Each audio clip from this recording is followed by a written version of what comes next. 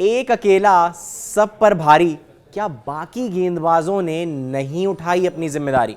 जी हाँ, ये सवाल खड़ा हो गया है। सवाल इसलिए क्योंकि तीसरे टेस्ट मैच के दूसरे दिन जब भारतीय गेंदबाज गेंदबाजी करने के लिए उतरे ऑस्ट्रेलिया के सामने, तो कभी भी ऐसा लगा नहीं गुरु कि और कोई गेंदबाज इस मैच में ऑस्ट्रेलिया पर हावी हो रहा है।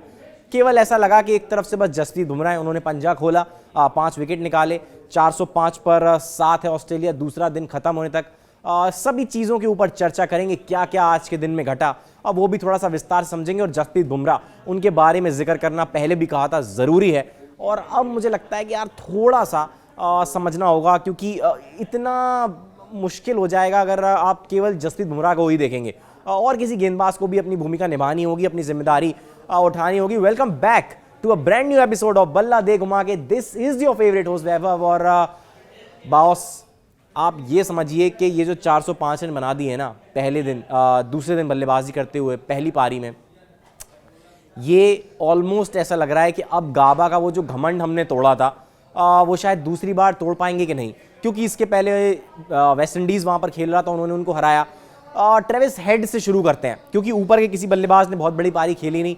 ट्रेविस हेड और स्टीव स्मिथ दो ऐसे नाम जिन्होंने चौथे विकेट के लिए करीब करीब 241 रन जोड़े। जी हाँ, 241 रन। आप समझ लीजिए एक टीम कितना पीछे चली जाती है, और जब 241 रन जोड़ दिए जाते हैं बहुत मुश्किल होता है दूसरी टीम के लिए कमबैक करना। लेकिन ये कमबैक करा भारतीय टीम ने, हालांकि 405 पे 7 है दूसरे दिन का खेल खत्म होने तक। लेकिन ये ट्रेविस हेड और स्टीव स्मिथ सरदर्द बने कैसे? 2014-15 की बीजीटी याद आती है, जहां पर स्मिथ ने 700 रन के आसपास लगा दिए थे। वहां भी वो सरदर्द बने थे, आउट ही नहीं होते थे। और इस टेस्ट सीरीज में ट्रेविस हेड बन गए। पहले टेस्ट मैच की दूसरी पारी में 80 से 90 के बीच का स्कोर लगाया, दूसरे टेस्ट मैच की पहली पारी में शतक बनाया, और तीसरे टेस्ट मैच की पहली पारी में फिर शतक बना के चले गए। इससे एक बात साबित होती है कि क्या ट्रेविस हेड के खिलाफ जो हम प्लान कर रहे हैं वो प्लान सही साबित नहीं हो रहा है। क्या हम सही से तैयारी नहीं कर रहे हैं? होमवर्क सही नहीं हो रहा है क्या बॉस? क्योंकि अगर होमवर्क सही हो रहा है तो फिर ट्रेविस हेड इतने रन कैसे बना रहे हैं? गुरु, इस बारे में बात करना जरूरी है, क्योंकि जब ट्रेविस हेड जैसा बल्लेबाज हावी होकर बल्लेबाजी करने लगता है ना, तो फिर बाकी के गेंदबाजों का मनोबल टूटता है। और जसप्रीत बुमराह अकेले कितनी गेंदबाजी करेगा ये गेंदबाज, और अकेले कितने विकेट निकालेगा, ये समझना बहुत जरूरी है। ट्रेविस हेड लास्ट अगर उनकी 3 पारियां देखें गाबा में, तो 0-0-0, और वो भी पहली गेंद पर। जी हाँ, 0-0-0 पहली गेंद पर, और उसके बाद यहां पर आके 150 रन लगा दिए। आप इसी से अंदाजा लगा लीजिए कि माइंडसेट क्या रहता है। 95 का स्ट्राइक रेट, एलेक्स कैरी का 95 का स्ट्राइक रेट। स्टीव स्मिथ धीरा खेले, लेकिन बाकी जो बल्लेबाज थे ऑस्ट्रेलिया के, वो अटैक करने को देख रहे थे। उन्होंने कभी भी मौका नहीं दिया कि आप गेम में वापस आए, और उसी वजह से कहीं ना कहीं ये 405 पर 7 हमें देखने को मिला है। भारतीय टीम को क्या करना हो क्या नहीं करना होगा उसके बारे में बाद में बात करेंगे। लेकिन पहले ये चीज़ समझनी होगी कि जब मोहम्मद सिराज के हाथ में गेंद थमाई जाती है तो आशा ये होती है कि वो विकेट निकालेंगे। लेकिन इस पूरी टेस्ट सीरीज की अगर बात करें तो 17 विकेट बुमराह निकाल चुके हैं, 17 ही विकेट बाकी के गेंदबाजों ने निकाले हैं। इसका मतलब आप समझ रहे हैं कि एक तरफ बुमराह, एक तरफ बाकी के गेंदबाज।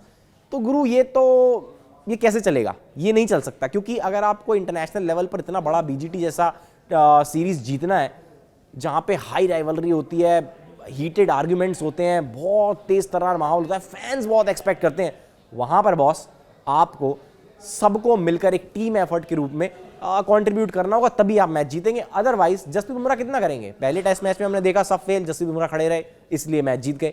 दूसरे टेस्ट मैच में उनको विकेटें कम मिली, इसलिए आप मैच जीत नहीं पाए। तीसरे टेस्ट मैच में 405 पे 7 है, उसमें से 5 विकेट जसप्रीत बुमराह के, एक नीतीश रेड्डी का, एक मोहम्मद सिराज का है।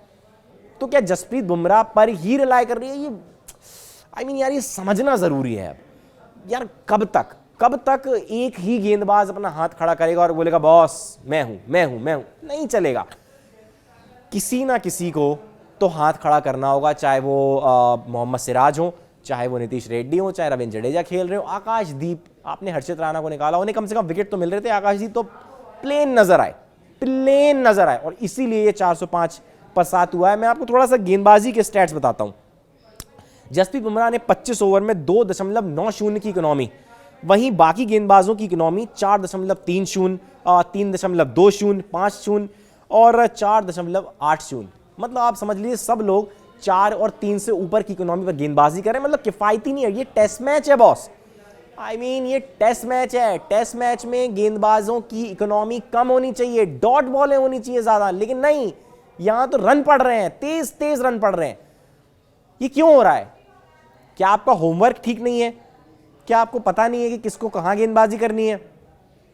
दूसरे टेस्ट मैच में देखा, ट्रेविस हेड के खिलाफ शॉर्ट गेंदबाजी नहीं हुई। क्यों नहीं हुई शॉर्ट गेंदबाजी?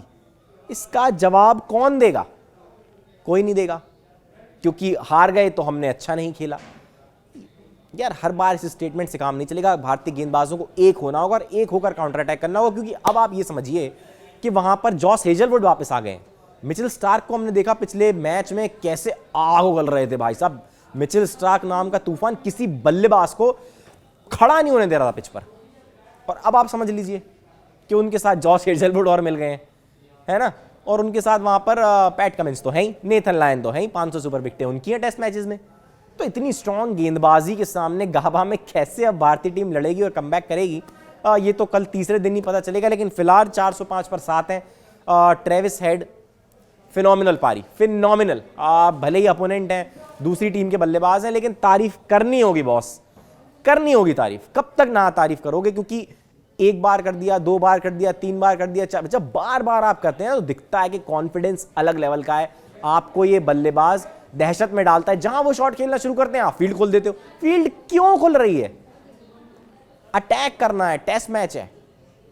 मगर पता नहीं, कप्तान समझते होंगे ज्यादा बेहतर गेम को, वहां पर फील्ड पर मौजूद है, वो समझते होंगे कि गेम को क्या उनको चाहिए। गेंदबाज समझता होगा कि उसको फील्ड क्या रखनी है। लेकिन अटैक की कमी नजर आई, वो इंटेंट की कमी नजर आई, जो शायद पिछले मैच में बल्लेबाजी में कमी थी, वो इस मैच में गेंदबाजी में नजर थी। और मैंने पहले भी जिक्र करा था कि एक तरफ से एक गेंदबाज कितनी गेंदबाजी करेगा, क्योंकि अगर वो गेंदबाजी करेगा भी तो दूसरी तरफ से तो प्रेशर बन नहीं रहा, तो विकेट कहां से मिले?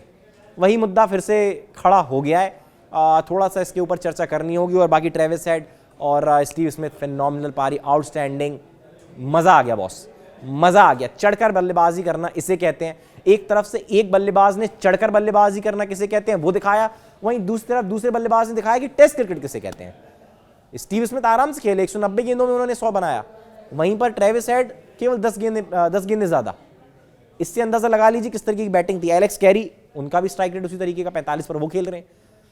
तो ये टीम अटैक करने को देख रही है, जो कि इनने पहले टेस्ट मैच की पहली पारी में नहीं किया था, लेकिन दूसरे टेस्ट मैच की दूसरी और पहली पारी में ही वही किया, और तीसरे टेस्ट मैच की पहली पारी में भी वही करते हुए नजर आ रहे हैं। लेकिन आपके इंटेंट में कमी है और अपने इंटेंट को भारतीय टीम को सुधारना होगा। कल फिर से हाजिर होंगे कि क्या है तीसरे दिन का खेल समाप्त होने के बाद भारतीय टीम की स्थिति।